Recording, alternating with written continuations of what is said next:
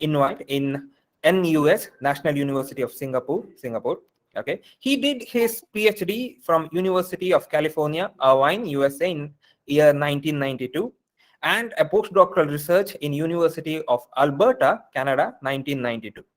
He is currently among the top 0.6 researcher as per the Stanford list among the top 1% of the scientists of the world position by the Universal Scientific Education and Research Network, and among 2.5% as per ResearchGate. To his credit, he has disintegrated metal deposition technique and hybrid microwave sintering technique, which is an efficient energy solid state processing method to synthesize alloys, micro and nano composites. He has published over 600 peer-reviewed journals and owns 2 US patents and 1 trade secret. His current H index is 72 and RG index is 48.3, and citations are greater than 18,000.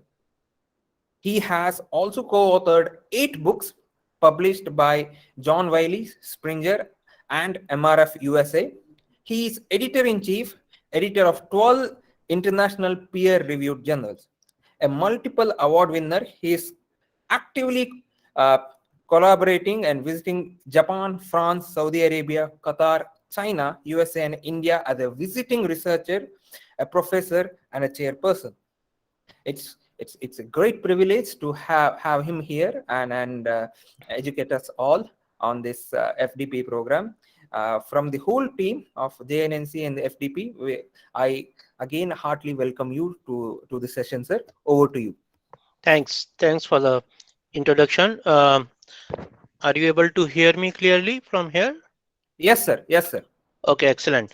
Well, it's my privilege to be here and on a platform where I can share my knowledge to the students and the researchers on an area in which I'm working for almost 20 years now. Now, this area is actually magnesium, and the focus of today's talk will be on nanocomposites, magnesium-based nanocomposites for both engineering and biomedical applications. So once you have a material for both these applications, you can expect almost like multi-billion-dollar market all over the world. It's a emerging material, and by the end of the talk, you will understand that what I'm saying is why I'm saying that. Now, if you look at the pictures or images on the bottom of the slide, you will see that magnesium, which has almost 100-year history, was mostly used initially in the First World War and the Second World War. This picture shows a line of the individuals, including ladies, working on magnesium-based systems, which can include tracer bullets, bombs, and the lightweight equipment. Now, remember, the lightweight equipment is of particular interest to the engineers because that is what we are looking for to mitigate the emission of carbon dioxide and the fuel consumption and the global warming. 1947 is the year of independence for India, and you see that even at that time magnesium was used significantly in the aerospace sector. And if you go to the right hand image, you will see that it was also used in the Beetle car, the car which was glamorized in a series of Hollywood movies, which goes by Herbie Goes Banana and all kind of thing. So it was used up to 20 kg in those cars. Now, in the modern context, when you have to choose a material, what we say is suitable material, it has to fulfill certain requirements. It has to be abundant, because when we say abundant, that means it can be sustainable. And you know, the sustainability word is often used these days. It should be non-toxic, because toxicity is a big issue in the current world, whether it's a water toxicity, air toxicity, or the land toxicity. So we cannot just add one more material which is more toxic. It should have acceptable properties, and this what is this acceptable properties is governed by the end application that we are planning to use this material. And for a material to reach a common man, it should not be too expensive. If it is expensive like gold, only the rich can afford. So it has to be reasonably cheap so that it can reach to a common man. That's very important. And lastly, which is a very interesting factor, is that it should not have any geopolitical issues. When you say geopolitical issues, that means your source of this material should not solely come from one country. Imagine you establish a $1 billion industry in your country, and the supply is coming from another country which turns hostile to you. It will stop the supply of the material, and your $1 billion industry will get affected. So that means the source of this material should be many. So if one source stops, you can source it from other country or other location. So we have to understand this point, that it should not be subjected to any geopolitical issues, and that ensure the sustainability of your industry as well. Now, in context of magnesium, we are going into this direction because we want to see our happy planet. Our planet is warmer than usual, so you can say it is running into a fever. For happy plants, for happy humans, and the happy animals. Now let's go for what is the issues with our planet Earth. Now we are facing global warming, and it is getting more and more significant from 1990s onwards, when we started to do the data taking on how the environment is changing. We started doing it much more systematically around from around that time. We have seen flash floods in Chennai, what you see in the image on the left hand side.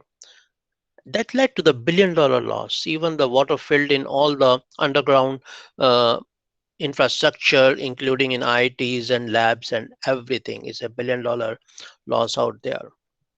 And the same city witnessed the drought in 2019, when millions of dollars, or millions of barrels, not dollars, millions of barrels of water were transported to Chennai to take care of it.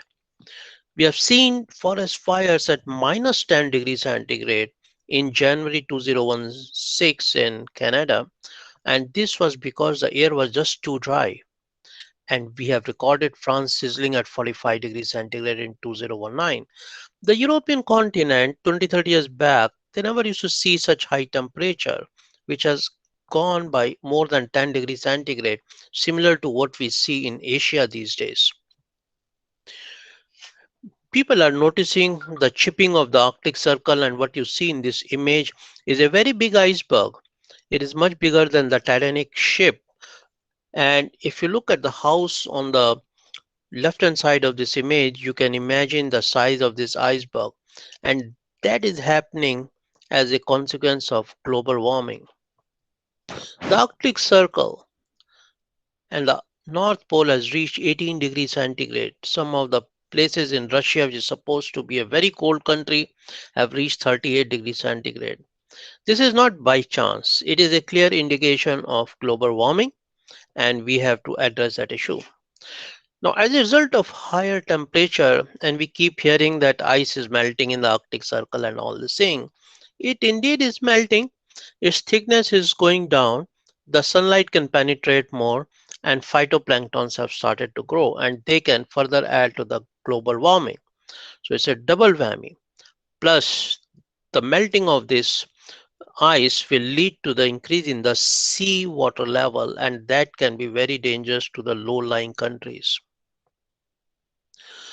So, in view of all these issues which are coming from the climate change, many countries in the world got together and ratified Paris Agreement in November of 2016 with a clear objective that let not the global temperature increase beyond 2 degrees centigrade when compared to the pre-industrial time, which is at year 1880. Currently, we are at about 1.1 or 1.2 degrees centigrade. This reading keep getting fluctuating. It's not increasing for last 2 years because of COVID-19 and because of the stop in air travel, limited marine travel, and also the city lockdowns, and the people are not driving their vehicles. Now, people say, not people, I'll say the researchers say that if you exceed the 2 degrees C mark beyond 1880, then our climate will change for good. When I say for good means it'll get bad and bad and bad for the humans. When we say it's going to get bad, that means you can have unexpected drought, you can have unexpected forest fires, you can have unexpected floods, and so on and so forth. So practically every human being on this planet will be adversely affected. So based on the initial calculation, all these countries say, okay, let's cut down on the CO2 emission by 2025 by 2 billion tons. Now, here the COVID-19, which is not a good news for the whole world, but in this aspect of the climate change, it came as a blessing in disguise because of all the lockdowns and everything. We cut down almost on 2.3 billion tons of CO2. That means for the time being, we have stalled the increase in the temperature or the global temperature. But nevertheless, that doesn't mean that we should live with COVID-19. I think we have to make conscious efforts to reduce the fuel consumption by improving on the technology. Now, other aspect of the use of fossil fuel and the greenhouse gases and everything is you can access from this image. The image on the top left hand side is the India Gate in Delhi, and you see how blurred it is from about 100-meter distance. And after the COVID lockdown, the same place you see on the right hand side is so clear. Now imagine you are living in a state where the environment is like on the left image. It's like a gas chamber. It will have very adverse effect on your respiratory system and overall health. So it is for the good of humans to have a cleaner air. Now, we were able to see, for example, Himalayas from 100 miles away in Punjab for the first time in last 40 years. And that was because it says that how much dirty is our climate. And the carbon-based fuels are the sole reasons for that. Now, if you look at the carbon dioxide emission and which are the players who are using it, you will see that electricity sector, transportation sector, and industrial sector are always the three major sectors which emit CO2. Of course, these numbers are very dynamic and it changes year by year. But beside that, these are the three factors which need immediate attention. Electricity sector, yes, there's a growing uh, knowledge and the adoption of renewable energies like solar energy, wind energy, uh, and the geothermal energy. Progress is made. People have made attempts and they have offset the use of the fossil fuel. You know, the solar panels being installed even in the villages in India. So we have a long way to go, but at least we are moving in the right way. Industry, the government is encouraging them to use the cleaner fuel and the trap CO2 before it can be emitted to the environment. Transportation sector is very close to the engineers because it involves these days mm, chemical engineering, mechanical engineering, materials engineering, and so on and so forth. And that is where our immediate challenge is because it is one of the major sector which emit CO2. The logic is simple. You use the material that are lighter, you reduce the mass of the vehicle, and that way your mileage, that means a number of miles per liter of the petrol will be more, and that way you can reduce the CO2 emission by reducing the amount of fuel which is consumed. The European Union, for example, have set a goal in Assume, sir. yeah. Sir, I think you are diverting from your topic, sir. Actually, go through the magnesium, sir. We are interested in that. Yeah, it will come as a result of this foundation only. Okay, So, good. so n- now if you see this one, so apparently what you see is that in the European Union has almost targeted the 25% fuel reduction in their vehicles, and in by 2020 they have been able to get the 18% reduction. That means a mileage of 30 kilometer per liter was their ultimate objective, but they have done that. Now, how you can do that? You can do that by lightweighting, and that is where the magnesium will come in. So be patient, and you will be able to correlate all the slides with that. So since that question was asked by one of the participants, let me explain it to you that we are having the multiple issues, and all these multiple issues are related with the magnesium and the magnesium technology. The technical part will be shared with you after some time. So be patient. So now if you look at the health of the planet, you will see that we have already entered the mass extinction event. That means we can lose up to 95% of the living species, and it's the sixth so far. The first five were created by the nature, and this one is created by us. Our CO2 emissions are highest in 800,000 years. That has led to the melting of ice, and it will be ice free by 2030. Your sea level is increasing, and extreme events are also increasing. So now let's look at the doomsday clock here. I hope you people know about the doomsday clock. Now, we are 2 minutes to 12, which is a doomsday, and there are three reasons, major reasons, which lead to the doomsday prediction, and that is the nuclear weapon, climate change, and the new technology. So, the climate change is something which we have to address through the material innovation, the new technology. We have to understand that we cannot just accept the technology that comes in our way. It should be non-toxic, and we have to control the proliferation of the nuclear weapons. Now, another factor which I like to add is the biological weapons, which is like related to what you are seeing in COVID-19. Now, let's try to have a look at what the spiritual understanding from the Mayan people, which was one of the oldest culture um, in the world, and they predicted the end of the world by 21st of December. And in the Hindu mythology, which is Kali Yuga, again the end of the world in 2025.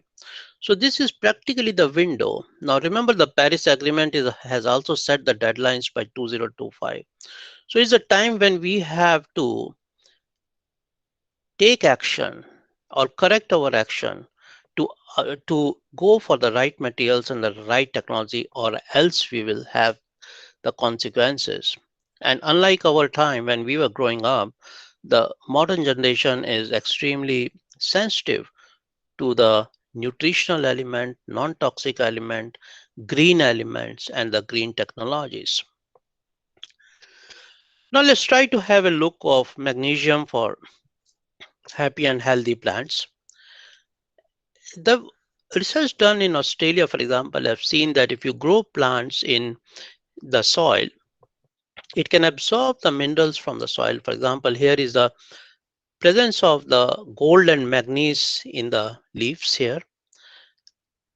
And if you have aluminum, for example, which is a lightweight element currently and extensively used in engineering application, if it goes in the soil, if you look at this plant here, the shoot growth is stunted. And that is because the soil was contaminated by aluminum. So aluminum is a neurotoxic element. We don't want that in our food chain. And it can be absorbed if the soil is acidic, and 60% of the world potential crop growing land is highly acidic. Now, if you look at the magnesium, for example, if the magnesium enters our soil, look at the plant on the right hand side, and you will see that the plant growth and the root growth is much better than the magnesium deficient soil. That shows that magnesium is a nutritional element. We need it, the plants need it, and the human needs it. Now let's try to see the use of or the relevance of magnesium for humans and animals. The image that you see on the left hand side, you see a dog turning blue. And if you look at the image at the bottom, and if you've seen the Avengers movie, you've seen this character Hulk who is turning green because of intoxication. Now, apparently, this can happen to the humans if we are not careful in choosing the right material or the right technology. We can have the gene mutation. No matter what type of pollution it is going to have adverse effect on our health, whether it's soil contamination, water pollution, air pollution, or any other type of pollution. Now let's try to have a look at magnesium and the human health. Magnesium is a nutritional element. You have seen that for the plants also. It is used for 300 chemical reactions in the body. It is required by the muscular system, nervous system, cardiovascular system, immunity system, helps in muscle tension release, low energy, and the trouble sleeping. It helps in that. And it's also the fourth most abundant cation in the human body, mainly stored in the bones. On the other hand, aluminum, which we are using, for example, 3.8 million tons generated in 2017, three-fourths of that was landfilled. And if it leaches out and it enters our food plate through the plants or animals or whatever it is, it can lead to the cognitive deficiency, dementia, adverse effect on the central nervous system, reproductive system.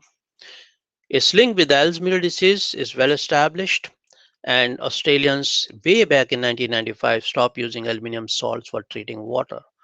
The type of population which is affected to the aluminum intake in the body are the weaker section of the society like infants, elderly people, and so on and so forth. So World Health Organization is also continuously revising the recommended intake of aluminum in our diet. Now, magnesium can also serve to mitigate the effect of noise pollution. For example, 15% of the US suffers from tinnitus, and if you take magnesium supplement with vitamin A, C, and E, you can mitigate this kind of situation. Magnesium is also emerging as a biomaterial. Magnesium based stents are already there in the market, and the compression screws are being marketed for application as a temporary implants. I'll come back to the word temporary later. Now, magnesium is also very useful element for electromagnetic shielding. Every electronic gadget that we use, including the food mixers or refrigerator, TV, or mobile phone or laptop, they generate electromagnetic waves. And electromagnetic waves are the fifth largest pollution after noise, water, air, and solid waste pollution. Now, when we use these electronic gadgets in close proximity, they can generate currents in the body which affect our metabolism, and our body doesn't know how to take care of that. And as a result, the World Health Organization has classified these as a carcinogenic, electromagnetic wave as carcinogenic. So we worked on seeing how the electromagnetic shielding for magnesium works. We compare with aluminum, and we realized that in both the radio wave frequency and the microwave frequency, magnesium is similar or superior to aluminum. But when we use magnesium, for example, in the casing in our handphone, then you are making your handphone lighter and you are replacing a toxic element by a non-toxic element. So that is advantage. So let's get back to the magnesium. So that gives you a foundation why magnesium, why we should use magnesium, and why it is a most emerging, one of the most emerging element in the application. It has multiple positives. It has a lowest melting point among the structural materials. It has the lowest density at 1.74 gram per cc. So one of the best specific strength, one of the best damping, and very good electromagnetic shielding. It has acceptable ductility modulus and the cost, and its most negative point is its tendency to corrode in the wet environment. Now try to have a look at the workhorses of the metals in engineering application, and that is aluminum, titanium, and steels. Now, if you look at the chart on the left hand side, you will see that the density of magnesium is at the lowest, the melting point is at the lowest, specific modulus is similar to titanium and steel, and the specific strength is next to titanium. Now, what you see on the image on the right hand side is the strength versus density, and of course, magnesium is the lightest, and it covers certain range of aluminum. So, if you want to increase the application of magnesium and replace aluminum, you have to increase the spectrum of the strength, and that is where the new materials like nanocomposites come into the picture. And it can also replace steel and nickel if the design is based on the strength based design and at the room temperature. Now, to choose a material, the next question, are we short of magnesium? Not really. We are the sixth most abundant element and third most dissolved mineral in the water. If you look at the abundance in the earth, it is 12 times more than aluminum. So if your aluminum can last for 100 years, magnesium can last for 1200 years based on the current consumption rate. If you go to the universe, then you'll see magnesium is even more abundant than iron. So that's why I called it the God's own element. And don't be surprised, we are on the verge of starting on space tourism, and there's a likelihood in next 1 or 2 decades, people may try to attempt to colonize maybe Moon or Mars. So apparently, what happened between 1950 after the Second World War to now? Why the research community asked why we have given up on magnesium to the industrial community, and this blue fish, which is Dory, which comes from Finding Nemo movies, saying that 50 years of memory loss. So in that movie, she suffers from memory loss. So now let's have a look at the application of magnesium, because people have forgotten magnesium for more than 50, 60 years, and now there is a renewed interest. So now let's try to show you the application so you understand that how this material is gaining importance and what are the reasons. 1950, 20 kgs of magnesium was used in the Beetle cars. People are afraid that magnesium can catch fire, but that's a misconception. It was used in 1970 in the engine application. The Ford motor introduced, not the Ford, General Motors introduced magnesium in the boot area of the car, saying that the selling point is simple, 75% lighter than steel, 33% lighter than aluminum. The brand name like Porsche replaced the roof of their car by magnesium based material, and they compared with aluminum and carbon fiber reinforced plastic, and they were able to say that I can have the magnesium thinnest, strongest when compared to this material, and it saves 10 kg of the weight of the vehicle. South Korean did a wonderful job, and they tried to create a clear roadmap where the magnesium is now used in the wheels. Maruti Suzuki in India is using the steering wheel of magnesium now, and lamp casing and so on and so forth. So overall, many researchers are trying to see, so the car that you drive now is going to be significantly made of magnesium in very near future. Now, similar thing was there from the US, and they also plan to increase the use of magnesium in their automobile sector by almost 3,200% from the year 2010 to 2020. Aerospace sector is another big sector and a very growing sector. And you see the Convair aircraft has used magnesium in the airframe way back in 1947. In B-36 Peacemaker, we have used 8.6 tons of magnesium in 1950. Sikorsky helicopter used 115 kg. Lockheed F-80C was completely made of magnesium. Russian bomber was made of like 1.5 tons of magnesium. And apparently, based on a lot of uh, push by the research community, Federal Aviation Authority finally allowed the use of magnesium in the commercial planes starting from 2015. So many countries are positioning themselves to change aluminum with magnesium in many places, and that is a very big emerging market at this point of time. For example, you can save 4.2 tons of the weight 700 seat Airbus A380 by just changing the seats in the plane. In maritime, It is used in the defense application like amphibious vehicle. The concept is simple, lightweighted, and you can use your fuel for a longer time. In the cruise ships, engines are made of magnesium. Armed robotic vehicles, the country like Singapore, they are putting magnesium in armed robotic vehicles to make it lightweight. The idea is to reduce the weight by 17% for a 1 ton, and for a 25-ton, they save up to 15% of the weight. That means more war time. And I've not talked about the structural component in electronic sector like Samsung phone use the magnesium frames. Robotics, why you need to use a steel which is very heavy and need much more energy. You can change it with aluminum or magnesium. High speed train. In Japan, there is system level testing already in using magnesium based material in the high speed train. The concept is simple: reduce the weight, reduce the energy consumption. So apparently, lightweight magnesium has come to a stage when it has to stop the heavy weights to minimize further damage to our ecosystem. Superman, man of steel, should better be called as man of magnesium because he can move faster with using less energy. Now let's come to the research part. So based on the foundation, why we are talking of magnesium and why we are looking for advanced materials based on magnesium like nanocomposite, it's extremely important to know that where you are going to use it. There are two processing techniques that we developed. Traditionally, for any metal-based material, people either go for the liquid metallurgy route and powder metallurgy route. Of course, we have tried many different types of reinforcement and many different type of alloys.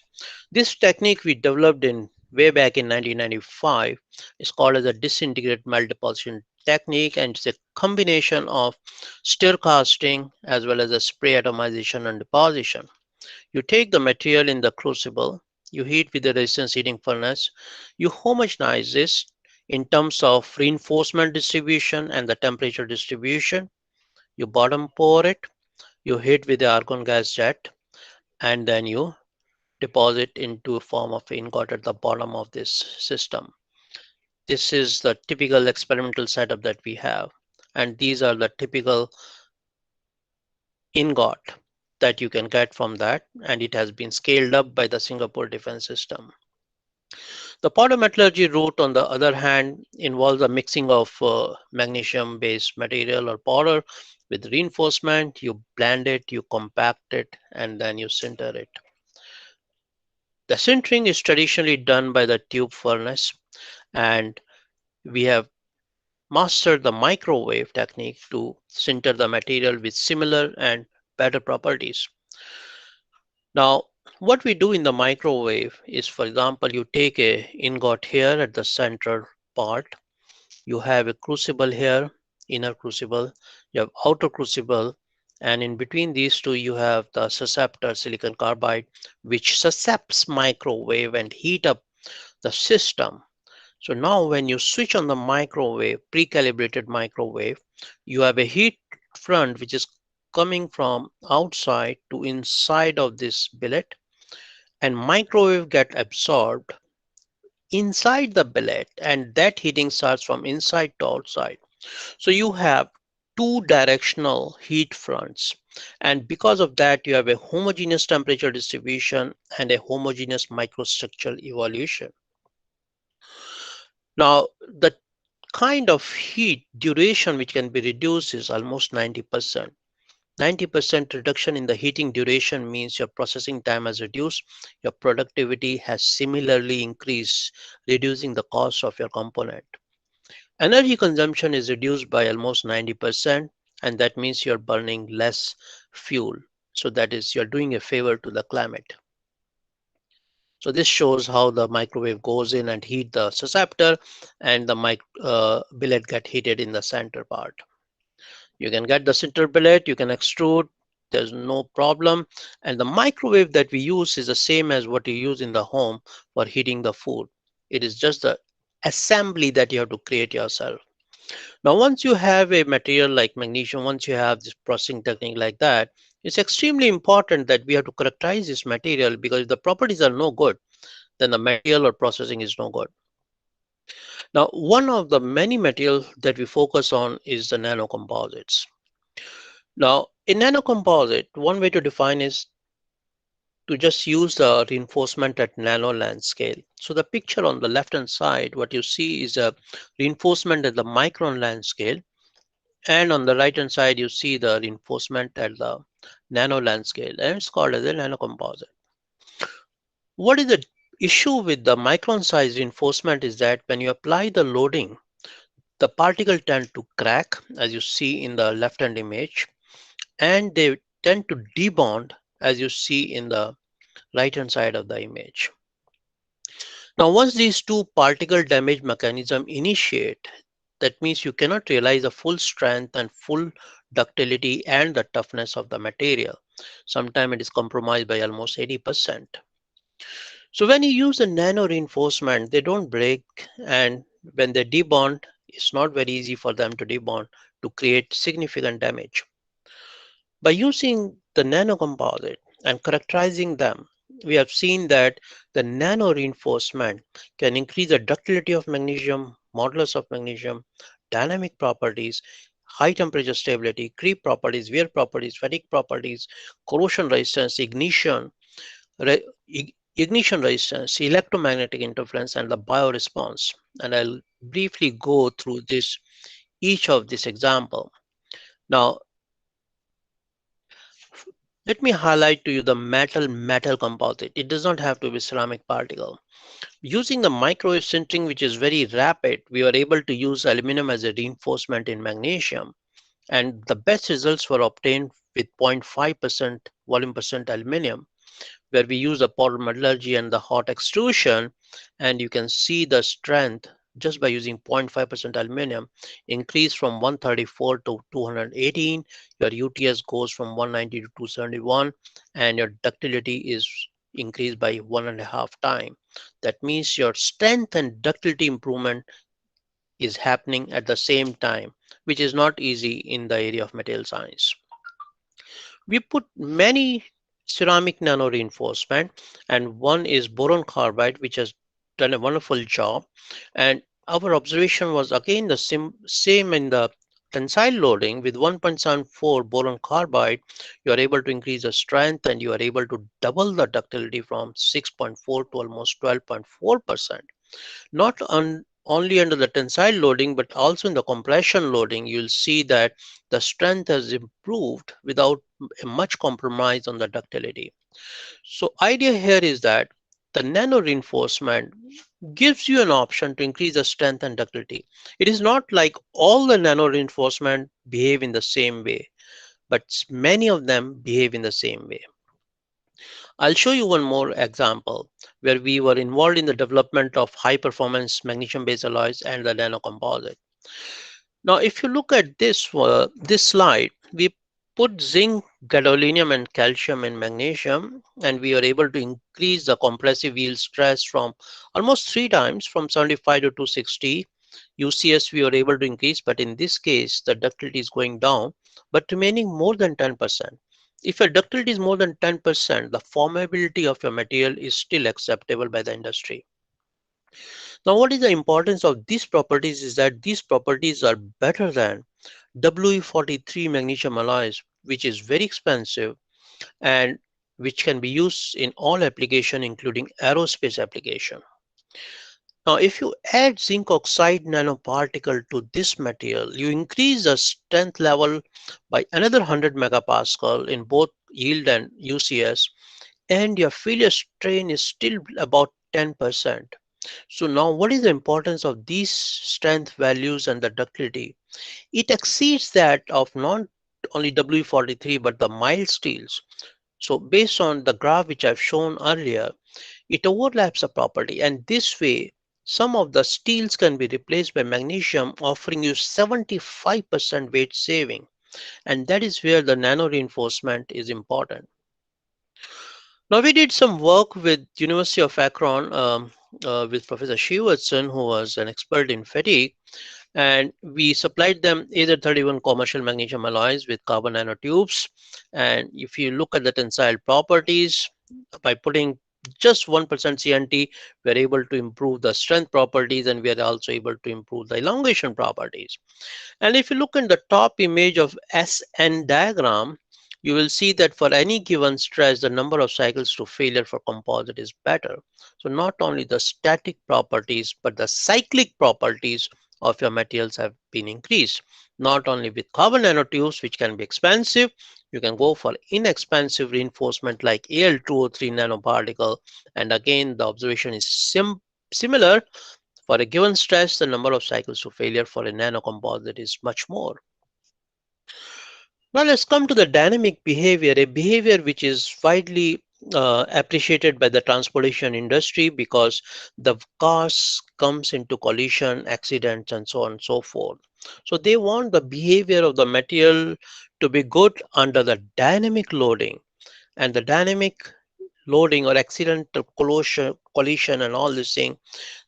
These are characterized by something which is called a split Hopkinson tensile bar, where the strain rates are high. So this work was again done in collaboration with one of my colleagues who is expert in dynamic loading. And for the nanocomposites, what we see here is that if you look at the blue curve at the bottom, this curve is of pure magnesium, and the black curve is the one with the optimized amount of Al2O3. So under the dynamic loading, you have increase in both strength and ductility. So that qualifies this material as a better material to the monolithic material. We also did the high temperature behavior with Professor Malik in ISM Dhanbad, and we tried to test this material, in this case magnesium yttria nanocomposite system, at different temperature. And at all the temperature from the room temperature to 250 degrees centigrade, typically we don't go beyond 150 degrees centigrade for magnesium and aluminum alloys in the real application. But you can see that even at 250, the strength of the nanocomposite is about 1.5 times that of pure magnesium. We also sent some sample to Germany, to Professor Holt and Darenga, to see that how it behaves under the creep situations. That means you apply a load at a high temperature. Now we gave them a different alloy, magnesium tin and deuterium, and the one reinforced with zinc oxide. Once again, you will see that there's an increase in this case also, the yield strength up to 59% for nanocomposite. For UCS, it goes up by 58%, and the ductility also goes up from 19% to about 27.4%. So simultaneous improvement in strength and ductility in this situation. And when they did the creep testing, the blue curve indicate that the creep resistance or rupture strength was much higher for nanocomposite when compared to the monolithic material. Another application of the metallic material is in the dry sliding behavior. And this again, I worked with my colleague who is a tribology expert. And we realized just by putting 1.5% aluminum, you can get a 25% improvement in the wear rate. And if you add or compositionally modify your material by adding systematic amount of calcium, you can get another 25% improvement in the life. So that means overall you can get 1.5 times the life of the original component. So in 2 cycles, you save the cost of one component. Now, for any metallic material that has to go in an application at some or other stage, it need to be machined. So we work with our initial work was with Professor Aravindan in IIT Delhi, and he was interested in drilling the deep aspect ratio holes, and their observation was very interesting. Yes, we can do that. No abnormal discharges, and the surface roughness was quite acceptable. A few years later, we also sent some sample to the Newcastle University, where we sent them the nanocomposite sample with polon nitride, zinc oxide composite, and they found that cutting forces are lower for all the nanocomposite except for one composite, 2.5 ZNO. Surface roughness was absolutely acceptable. So that validated that these materials, including nanocomposites, can be easily machined without putting extra wear on the tool surface. Now, your material can be used either in the dry condition or the wet condition. So we try to look at the oxidation resistance of the nanocomposite, and we realize that if you look at the light blue curve here at the bottom, that for all the temperature till 470 degrees centigrade, the nanocomposite shows a lower oxidation than monolithic material. And that was attributed to a very fine and compact layer that is formed on the nanocomposite, as you can see on the image on the right hand side, and that is attributed to the reduced grain size in case of nanocomposite. Similar studies were made on stainless steel in Australia. We also sent some sample to Professor Balasubramaniam for wet corrosion because he was an expert on wet corrosion. And the first thing we want to do is a 3.5% NaCl solution testing. And if you look at the table, the AZ31B magnesium alloy is reinforced with 1.5% of Al2O3. The wet corrosion resistance reduced by 1/3 roughly. And he attributed that to the reduction in the cathodic phase in the microstructure. The more the cathodic phase, the more is the corrosion. So with all the work that we have done so far, we try to create from time to time the bubble chart which look like this, which is extremely important for the mechanical engineer and the materials engineer, as you can choose the combination of strength for strength-based design and the ductility for having a toughness, and choose the composition, choose the processing technique from these kind of bubble charts. Now, we also look at the ignition temperature effect when we use the nanoparticles, and we were surprised that when you use the nanoparticles, even in pure magnesium, no alloying element, the ignition temperature increased from 581 to about 611 degrees centigrade, a 30 degrees centigrade increase.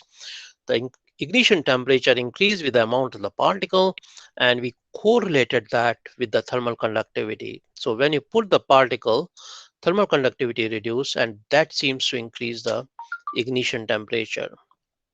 As a biomaterial, we are targeting magnesium-based materials as a temporary implant. We use implants in the body. There are two types of implants. There is permanent implant and the temporary implant. Now, temporary implants are used where you want to fix a fracture or cracks in the bones, while the permanent implants are used in the hip replacement and the knee replacement and some of the dental implants. We are not talking of permanent implant when we talk of magnesium. When we use the magnesium, suppose you have an accident, you have a crack, you go to the doctor, you put a steel nail to fix it, and once the fracture is healed, you take the steel nail out. So you go through two surgeries. If you use a magnesium based implant, you have a fracture, you put the magnesium nail in there, fracture is healed, and your magnesium implant is resolved by the body. So no need of the second surgery. And that is where magnesium based materials are emerging as a temporary implant. So you created a lot of nanocomposite using different type of nanoparticle, which you can see in the table: titanium, titanium diboride, titanium dioxide, titanium carbide, and titanium nitride. The first thing you have to see is that whether their strength is compatible with that of the bone. And in all the cases, we found that the strength exceeds that of the bone, and the ductility far exceeds the ductility of the bone, which is in 1 to 2.1% zone. We also look at the compressive properties and compared with the maximum compressive strength of the bone, which is exhibited by femur bone. And again, this material qualifies based on the strength point of view. So mechanically, they are suitable. And now they have to be suitable from corrosion point of view because the body has its own environment. So basically, we use simulated body fluid solution. One of them is a DMEM with 10% FPS, and we tested all this nanocomposite, and we found the corrosion rate is less than 0.1 mm per year. So what does this number tell you is that because when you talk with the surgeon, the bone healing and all this thing, you need a corrosion rate less than 0.2 millimeter per year. So if anything is less than 0.2, your material is qualified for application as an implant. Now, this slide is to show or strengthen your point that not all the nano reinforcement work in the same way.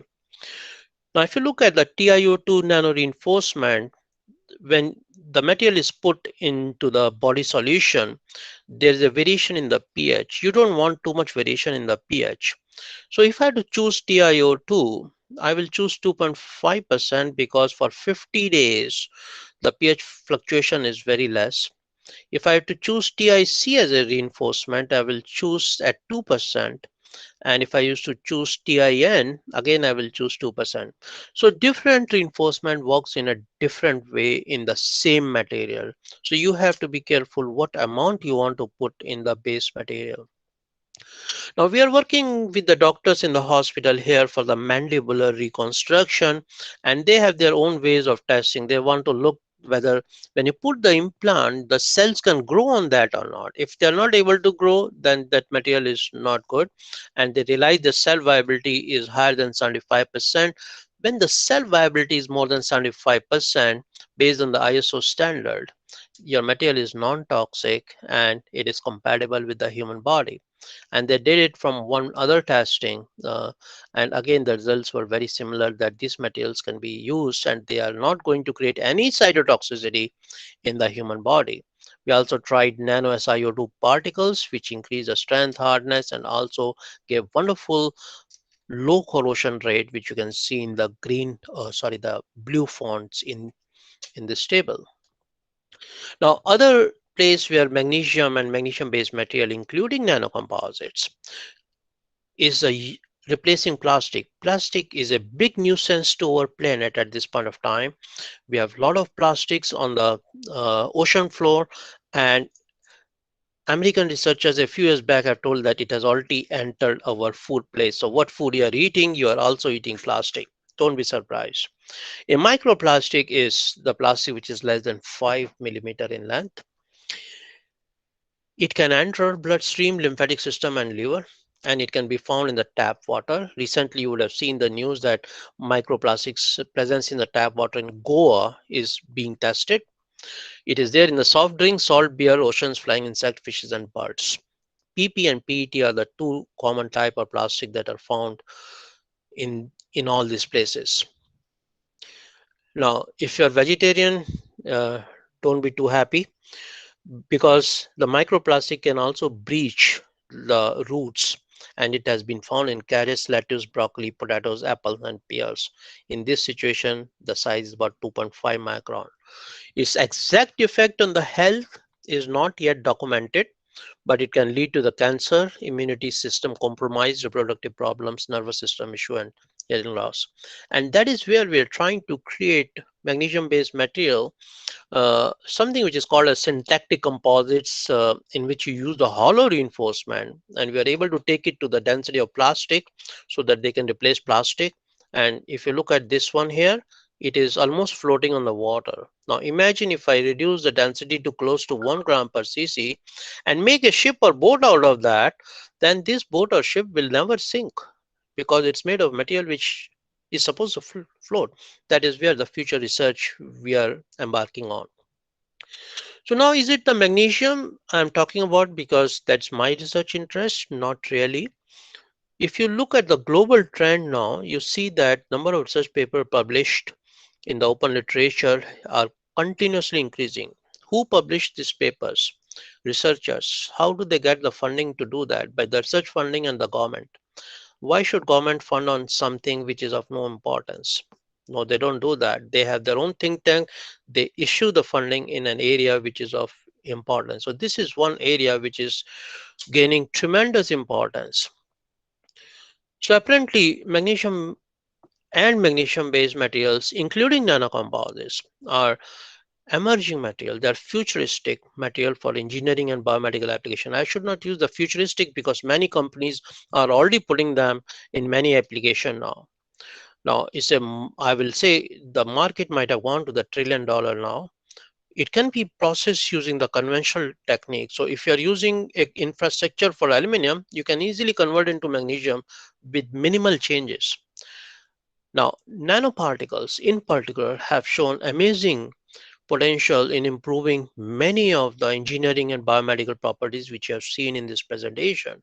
We are also working on amorphous reinforcement and hollow reinforcement. I gave you example of syntactic composite, which we are working on. They have also their potential and research by the researchers worldwide. So the message of my talk is that the magnesium technology has arrived. It is a time for industry to take proactive action for the benefit of practically everyone on this planet. And I like to acknowledge all my students who have worked over the years on all the results that I've shown to you. And thank you very much. And I'm open for questions now.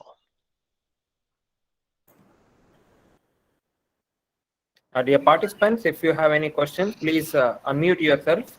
Or if you have any kind of network issues, please write onto the chat box. We would direct it to the speaker.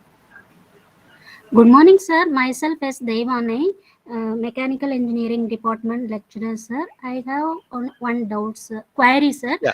What Yeah. are the challenges you faced during manufacturing of magnesium composites? Was there any problems, sir, during manufacturing? Uh, I'm an experimentalist, so I did not face any challenges. But yes, when you try to make the new materials, you have to optimize your process. For example, one of my PhD, one of the earliest PhD student, we optimize the stirrer design and the stirrer speed so that we can get a homogeneous distribution of nano reinforcement in the material. And we have to be cautious that since magnesium is reactive to the air when it is in the molten form, so you have to do it under a protective atmosphere. So if you take care of that, you can do that. And now I think there are one or two places where people are trying to make magnesium within India in the research institutes in some of the ITs and all these things. So this world is spreading in the Indian community now. Okay, sir. Thank you very much. Sir, yesterday one professor was telling that the implant magnesium implants needs to be uh, renewed or new implants are necessary after 10 years. But you have claimed that not necessary to for lifelong. It can one implant is sufficient. No, Sir, no, do no, you, no, uh, no, no, no, no. I think you took my message wrongly. I said that there are two type of implants: permanent implants and temporary implant. So magnesium is not suited for temporary implant like the one we use in the knee replacement and the hip replacement because magnesium degrades.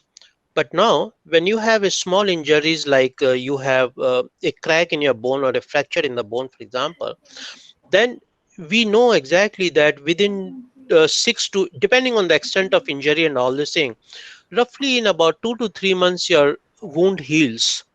So if your implant can stay there for 2 to 3 months till the bone is healed, after that you don't need it. So we are creating implants which can stay in the body for those 2 3 months, maintaining mechanical integrity as well. And after that, you don't have to remove. The body resorbs that material over 1 year time or 2 years time, and no issues, no second surgery, nothing. If you have excess of magnesium, first thing is that likelihood of excess of magnesium in the body is very limited because we need 400 mg of magnesium every day. It's the second largest after calcium. So body understand what magnesium is. Anything excess, if it comes by, the body can take it out through the urinary system without affecting any other system of the body. So there's no issue whatsoever with magnesium. thank you very much, sir. Sir, one more favor. If you Yeah. have any short videos related to manufacturing of this composite, 1 minute, 2 minute videos, if you have, can you please share? I have long time back. I made a video of the DMD technique that I showed it here, because many times when you are working in the industry, of course I'm in academics, they don't reveal these secrets to you. Actually, they don't even issue, and even if you have to visit it, you have to take special permission. But my concept has been taken in the Singapore defense also. But lab scale video I made long time back. You send me the email if I still have it, and if the video is not too big, I will just send the link to you. Thank you That's no so much, problem. sir. Yeah. Please share your email ID in the chat box, sir. Thank you very much. Thank you very Okay. much. Okay. Uh, uh, Sir, we do have a question from Murli PG. Yeah. He is asking about the biodegradable magnesium implants in the orthopedic application. So his questions is about that topic, sir. Yeah. It can be used. As I showed in one of my slides, that compression screws are actually there to fix the fracture in the orthopedic application only. In fact, the biggest market of magnesium is in the orthopedic sector. And second, you can say in the cardiovascular sector, but their only application is as a stent. And already one stent is in the market which is made of magnesium. So in orthopedic sector, the market is in the starting stage. There's a one company which German company which has already put this compression screws in the market, and there are many companies from China and South Korea and some other places. They are coming up. They are in the starting phase. They're getting the regulatory approvals, and they can be in the market anytime now. Okay, participants, if any more questions, Hello, you can sir. either. Sir, Yeah, Murali, yes, this question was asked by me only, yeah. but it is a magnesium is a corrosion resistance or what? That is what I. Magnesium, you can control the corrosion by But it is composite. 50, it will have corrosion property, no? As I was saying that you can control it by composition control, or some people are also doing by the coating control. MAO coating is very, very popular, and recently some people are also using the polymer coating on magnesium Yeah, thing. that's correct. So apparently there are a few options there, composition control and the coating control. So it depends what suits your application, then you can choose one of them. But if you are using for the bioimplant application, ensure that they are not toxic, because anything which goes in the body has to go through a regulatory process. Thank you, sir. Yeah. Dear participants, if you have any kind of queries, please unmute yourself or write it down in the chat box. We would direct it towards you, towards the speaker. Hello, sir. Good morning. Yeah. Sir, in case of temporary biodegradable magnesium implants, how it is ensured that the implant degrades after the healing of the bone, not before the healing of the bone? How it is take care? Yeah. Okay. How it works is that I'm trying to find a full stop. Anyway, yeah. Um, how it works is that uh, when you have a material, you do the what is called the in vitro testing. In vitro testing is a lab testing in very simple word, and there are certain biological fluids which are available in the market which simulates the biofluid. So you take the corrosion rate in that, and from that you can calculate what is going to be the length of your or the mechanical integrity duration of your material. For example, we took the uh, potential bioimplant material and we put for say 2 months into a simulated biofluid, and we did the tensile testing and compression testing again, and we found that the strength is reduced by 30%. So it was still 70% okay. So apparently that is how you have to characterize it before you use the implant in there. The second, once you are okay with the in vitro testing or the one in the lab, then the next stage is you go for animal testing, because sometimes the lab testing is more static and a living being is more dynamic. So apparently then we go for animal testing, in which we use this material and use the animals, and we implant those materials in the animal and we track it over the months, and then we see what happened to the implant after say 1 month, 2 months, 3 months, and all this thing. If they are still there and functioning well and the healing is proper, then we take this material to the market. But before market, again we go for the human trial. So small animal, big animal, and the human trial, that is a sequence of testing before it comes to a common man. So should I ask a question? Yeah, Oh, go sure. ahead, ask as Sure, many go ahead. questions as you want to. Myself, Dr. Pankaj Kumar Singh from IIT BHU.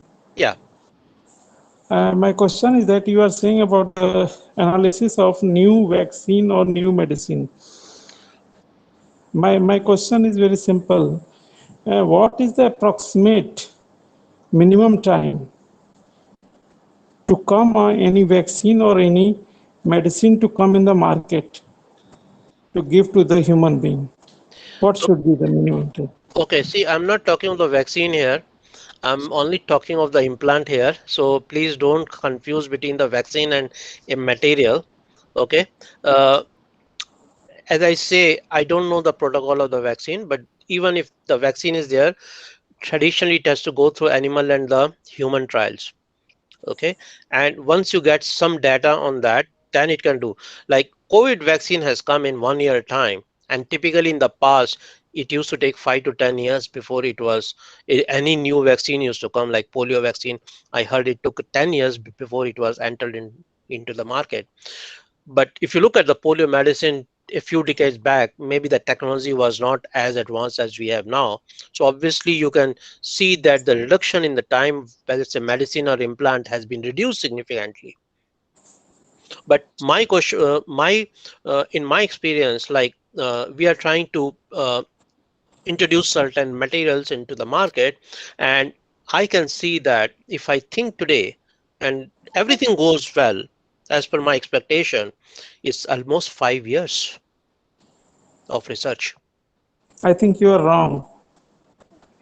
Okay, what is the right answer in your You opinion? can see the protocol of any vaccine or any medicine to come in the market. It needs at least 10 to 12 years.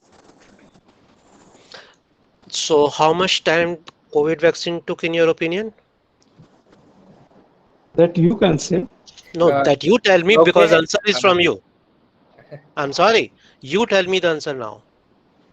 No, you are scientist, no? You can tell that thing. Sir, No, I tell you, sir, I'm this very one. sorry. no, We will direct the questions towards the topic. no. Hold on. It's a illogical question, please. Okay. So I don't No, support the this is, question because you are not answering your own sir, that is question of the regulatory. vaccine. You don't Sir, Hello, appreciate sir. that your COVID vaccine has come in 1 year time. What is your answer of 12 years? I say you are blatantly wrong. There is no basis of your Sir, question. it is like not like, sir, can I explain that one? So we will Sir, please Madan direct sir, can I the question towards the materials and magnesium. We would not direct towards how long the vaccination is going to take. It's neither the concern of the FDP. So please, participants, please, rather than contradicting what exactly or how exactly it should be, we will consider ourselves to be in this session and ask questions about the magnesium and alloys of it, because we had a very descriptive of how exactly we are at this topic and what exactly it has been done.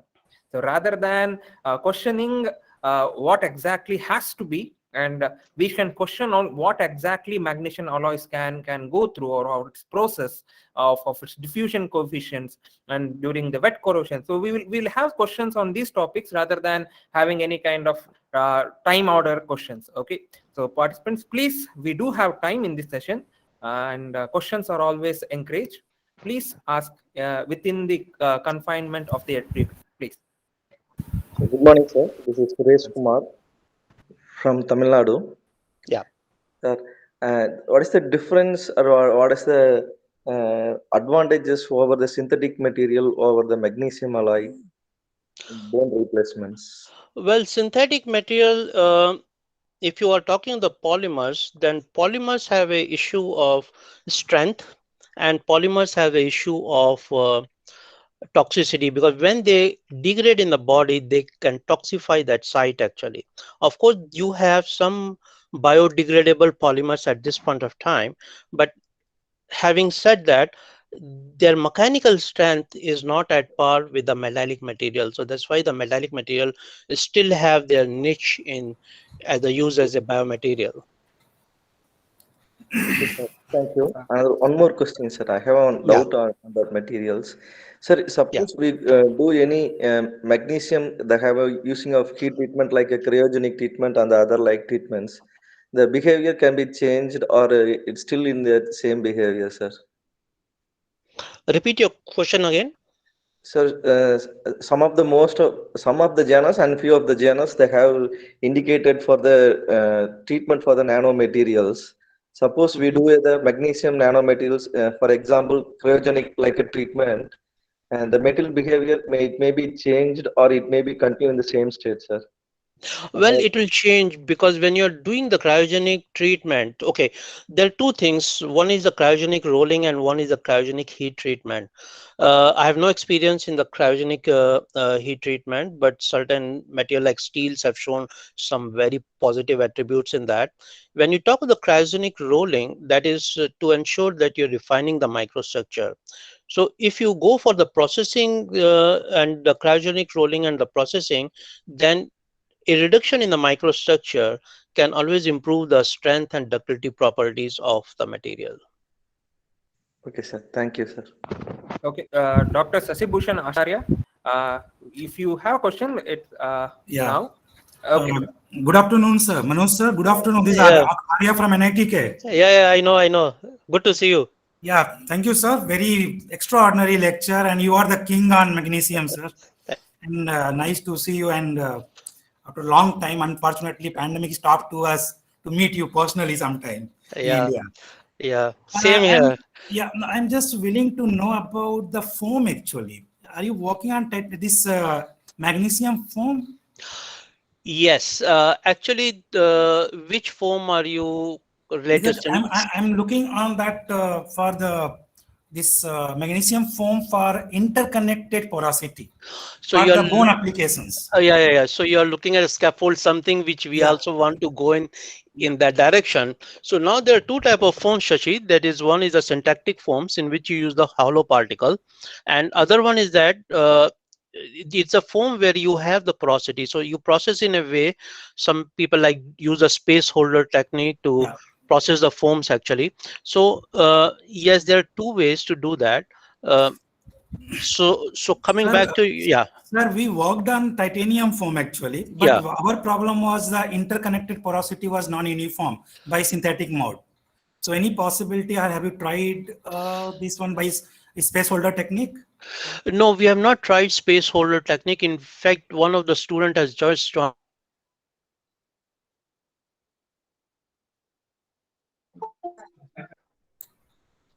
It seems a network issue. It's Yes, sir. From doctor's side, I think we might be experiencing a problem from his side. So please stay calm, and we are connecting to it.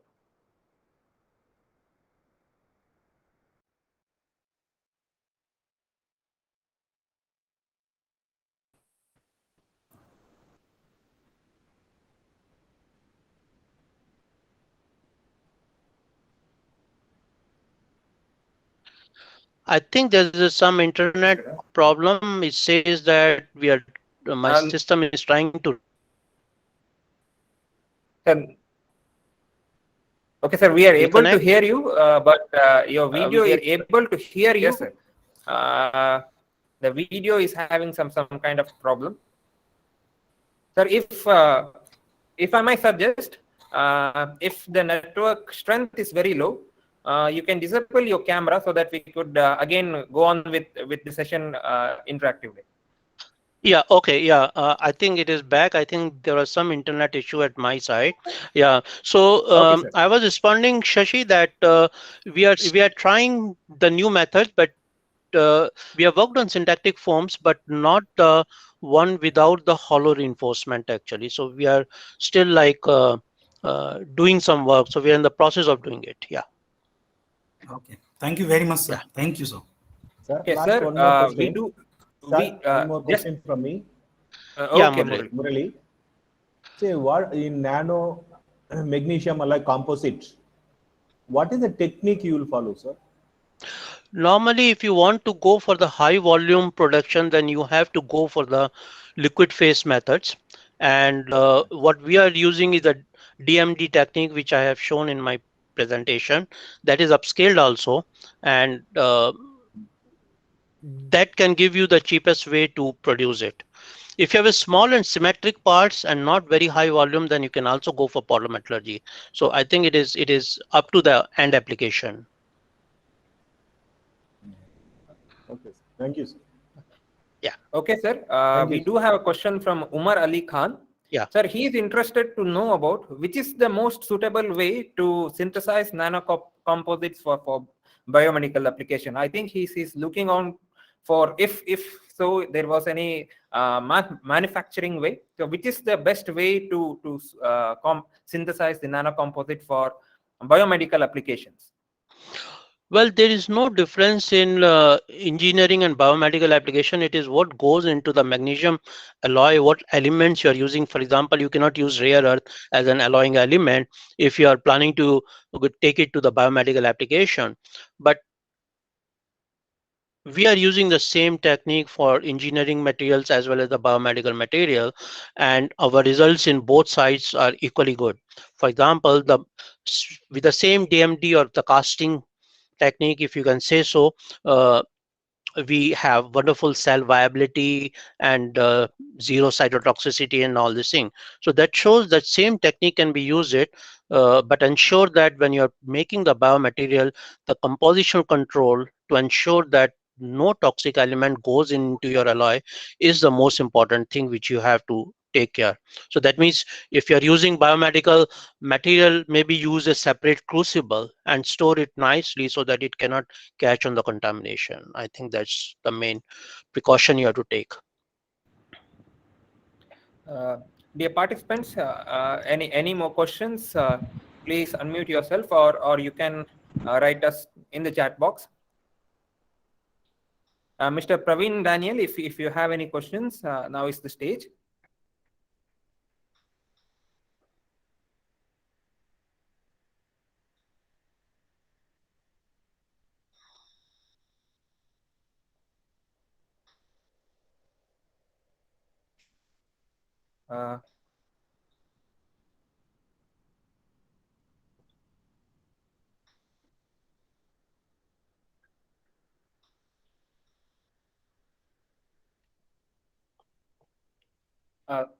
Sir, a question from my side.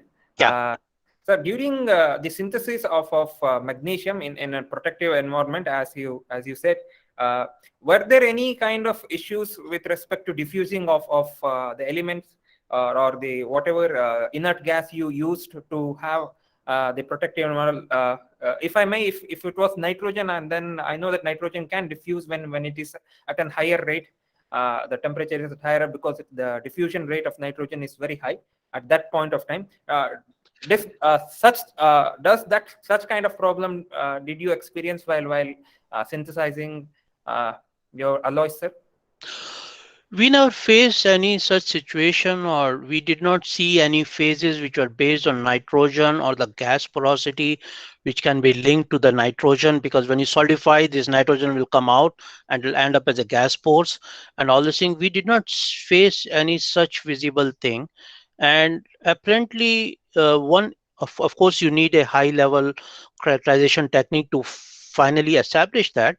But apparently what happens is that if something is happening and it's happening for the bad thing, then your properties will be adversely affected actually. And we only saw the improvement in the properties in many of our system wherever the combination of the alloying element and the reinforcement was proper. So we never had that issues actually with us. Okay. But at the same time, we also must realize that while in the research we try to be very careful to control everything, when you take the same thing or technology to the industry, then all these things cannot be maintained. So you have to allow the flexibility, because in industry they will just pump in the nitrogen gas and all this thing and they cast it, and the condition may not be as controlled as we can do in the research lab. So if you have to take the thing to the industry, your system, your material or your technology has to be a bit flexible and foolproof, Okay.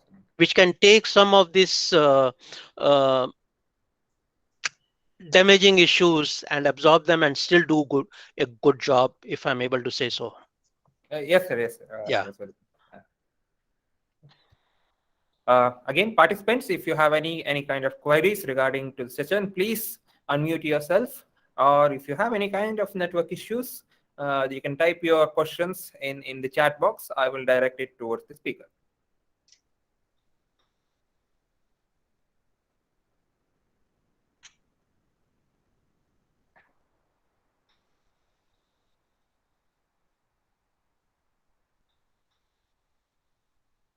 Okay. If there are no more questions, then we will wind up this session. Sir, I thank you for a beautiful informative slide about why exactly we should go into this kind of alloys. What are the factors which we need to consider on a global factor and on a regional scale factor, and then diving into it. It was very much an educative way of delivering a research piece, and it was very kind of you to share all the information with us. And from the whole JNNC FDP team, I thank you very much, sir. And it's a pleasure going through all this process, and I'm very happy for that, sir. Thank you once again. Thank you. It was a pleasure to be here and able to share something which I know, which is close to me, and hopefully the new researcher student, if they can gain anything from this one, even if one person learns something out of it, I think my purpose is served. Yes, sir. Yeah. Thank you very much, sir. Thank you. Thank you very much, sir. Yeah. Okay. Okay. I take a leave. Yeah. Okay. Yeah. See you. Bye. Okay, dear participants, this second session would start from 11:45. I ask your humble self to be present at sharp time, and we would be the speaker for the next is Dr. Rijesh. Okay, so please be on time, and we will have our session to be continued by 11:45. Till then, have a very pleasant break. See you soon.